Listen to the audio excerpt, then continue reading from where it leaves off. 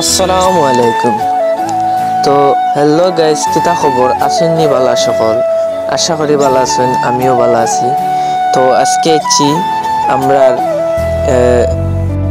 Rezwan store and auto rice মিলও আমরা দান লইয়া দান কোটানির দেয় আইছি আমরা হলো। তো ওই দোকা কত মানুষ মানে তারার দান লইয়া আইছেন। মেলটা বড় বালা, অনেক বালা মানের মেল, আর মেলও অনেক আধুনিক। তো পরিচালনা করা রফিকুল ইসলাম, আর তাইনর আব্বা এটা মেশিন চালাইন ইউজ করেন। আর আমরা আইছি তো ধান কুটাইতাম ওই দোকা মেল অটো মেশিন। আর অটো হয়েছে গিয়া গুড়ি কুটানির মেশিন।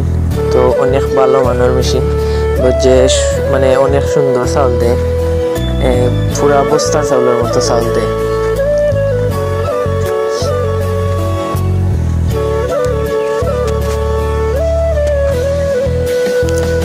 তারপর আমরা চাউল কুটাইলাম, চাউল অনেক সুন্দর চাউল।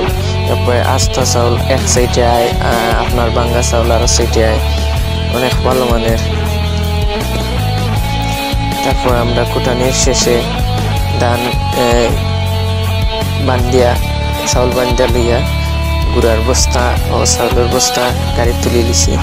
তারপর টেকা উকা দিয়া টেকা দিলাম। তো আমরা প্রায় 1 কাঠার মতো ধান আনছিলাম।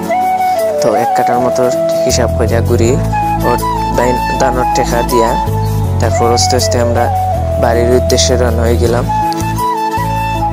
আর আপনারা আবারও আমন্ত্রণ রইল।